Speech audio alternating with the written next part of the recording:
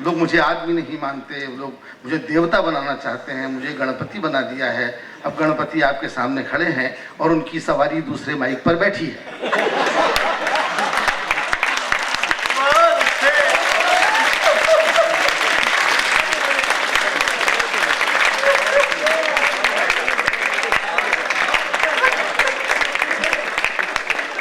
और ये तो गणपति का, ये तो गणेश जी के एहसान मानो कि सवारी पे नहीं बैठे हैं।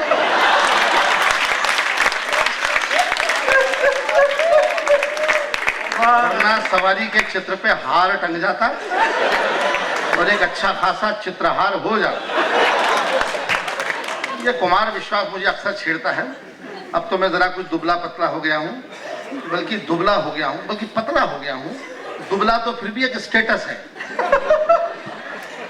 लेकिन मैं पिछले दिनों काफी हैवी था, तो अक्सर मेरी काया का प्रयोग मंच पे करता था। मुझे मोटा बताता था, मेरी काया से छेड़छाड़ करता था। ये मेरा दुर्भाग्य है कि एक पुरुष मेरे साथ में छेड़छाड़ करता है। असल में खाते पीते लोगों से, स्वस्थ लोगों से दुबले काया के लोगों को कुंठा होती है, एक ईर्ष्या होती है। आप इस शख्स को देखिए, जरा गौर से देखिए, जरा मन की आंखों से देखिए। जब इस उम्र में ये इस साइज का और वजन का है, तो पैदाइश के समय में इसका हाल क्या रहा?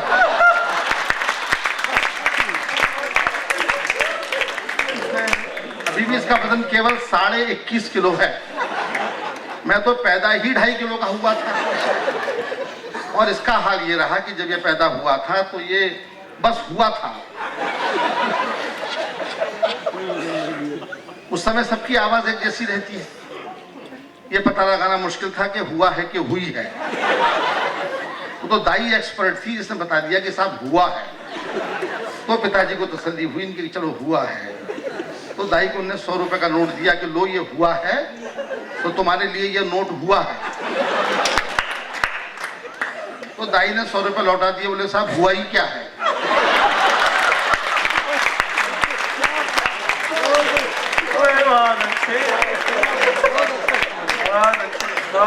ये लोग विदेशों में इसलिए जाते हैं और मैं इसलिए नहीं जाता हूं कि मुझे लोग हिंदुस्तान में ठीक से सुन लेते हैं।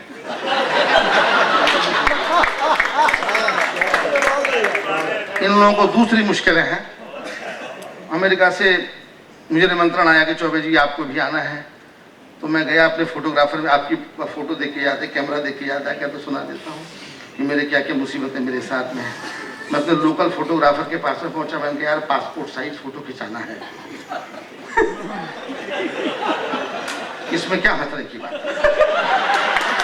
लेकिन मेरी इमेज ही खराब है। सब मुझे देख के हंसते हैं, मेरी संजीदगी की कोई पहचान नहीं। तो मैंने उससे कहा यार पासपोर्ट साइज फोटो खिंचाना है, चाहता हूं उसमें जूते भी आ जाएंगे।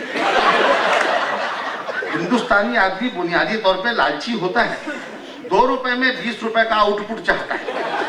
तो मैं भी वही अपना महान हिंदुस्तानी, मैं कहा यार पासपोर्ट साइज फोटो खिंचाना है, चाहता हूँ उसमें जूते भी आ जाएं। वो बोला आ जाएंगे साहब, सिर पे रख लेना।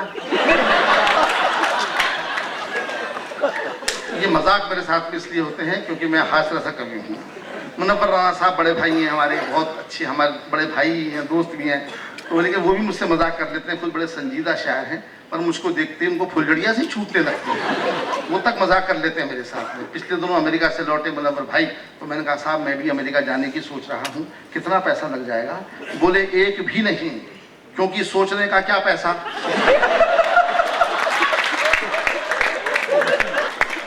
अकबर साहब जब मैं थोड़ा सा अच्छा खासा था तो मैं घर से बाहर निकलता था तो लोग मुझको देख के हंसते थे। मेरी कविताओं पे हंसने का मौका ही नहीं आता था, वो मुझको देख के हंसने लगते थे। रिक्शे वाले से कहा स्टेशन चलोगे? वो बोला चलो। हमने कहा पैसे? तो बोला 2 रुपए किलो। ऐसा रेट आपने कभी नहीं सुना होगा। दुनिया जाती है किलोमीटर से, मैं जाता हूँ किलो से।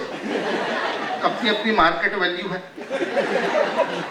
हमने रिक्शे वाले से कहा स्टेशन चलोगे? वो बोला चलो। हमने कहा पैसे? तो बोला 2 रुपए किलो। हमने कहा क्या बोलता है, सवारी को बिठाता है कि तोलता है? वो बोला बुरा मत मानिए चौबे जी, मैंने टायर ट्यूब के पैसे मिलाकर बोले थे। मुझको देखते ही कैलकुलेशन होने लगता है कि इसको बिठाने पे कितना खर्चा हो जाएगा। मेरा दोस्त है लखनऊ का, लखनऊ शहर का है, उसका नाम भी, उसका उपनाम भी वैसा ही है, बहुत दुबला पतला है। उसने अपना नाम रखा हुआ है तिनका। तंगो मिर्जा का कवि है, हाशम का तिनका और मैं लखनऊ स्टेशन पे खड़े थे, गाड़ी का इंतजार कर रहे थे, गाड़ी लेट थी, सोचा वजन लेता हूँ, वजन लेने मशीन पे चढ़ा तो मशीन भी मुस्कुराने लगी। हम वजन तौलने की मशीन पर चढ़े, टिकट देखा तो आसमान से नीचे गिर पड़े, लिखा हुआ था सूचनाएं गौर से पढ़ें, एक साथ 4 लोग न चढ़ें। सूचनाएं गौर से पढ़ें, एक साथ 4 लोग न चढ़ें। टिकट तिनके को दिखाया, तिनका भी मुस्कुराया, मशीन पे चढ़ा, सिक्का डाला, टिकट निकाला, इस बार लिखा हुआ था वजन तो रखें। हास्य कवियों की मुसीबत है कि उन्हें मशीनें भी छेड़ देती हैं। सबसे दुर्भाग्य की बात है कि मशीनें ही छेड़ती हैं। आप इस दर्द को क्या समझे कि मैंने क्या कहा अभी बात में। बीवी तक परेशान करती है, लेकिन मैं होता नहीं। यकीन कीजिए, जैसा मैं यहाँ बोल रहा हूँ वैसा मैं घर में भी बोल लेता हूँ। जी, मैं तो अन्य कवियों की तरह नहीं हूँ, उनकी बोलती बंद रहती है, मैं तो उसकी बोलती बंद कर देता हूँ। कभी घर पे आके देखिए, विश्वास ना हो तो ये अपने घर ले चली।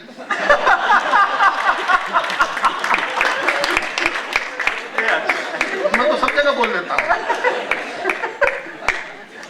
एक बार मेरी बीवी मुझसे बोली कि भगवान जब मर्दों को अकल बांट रहा था तब तुम क्या कर रहे थे? मैंने कहा मैं तेरे साथ फेरे ले रहा था। उसमें सारी अकल विश्वास को मिल गई, क्योंकि वो ठीक पीछे खड़ा था। तो मैं घबराता नहीं हूँ, बात निकाल लेता हूँ। एक बार मेरी बीवी बोली कि मुझे अपना ब्लड ग्रुप चेक कराना है। डॉक्टर के पास में गई, डॉक्टर मेरा दोस्त है, फोन किया, बोले चौबे जी मुबारक हो, जो ब्लड ग्रुप आपका है वही आपकी बीवी का है। मैं कहा वो तो होता ही, 20 साल से मेरा खून पी रही है, ब्लड ग्रुप तो मेरा ही होता, तेरा होता क्या भाई? ये चुनौतियां आती मेरे साथ में, लेकिन मैं कलेजे वाला हूँ और हंसा लेता हूँ, लोगों को कर लेता हूँ, और क्या करूँ। लेकिन कभी दांव उल्टा पड़ जाता है। औरतें भी तो बुद्धिमान होती हैं।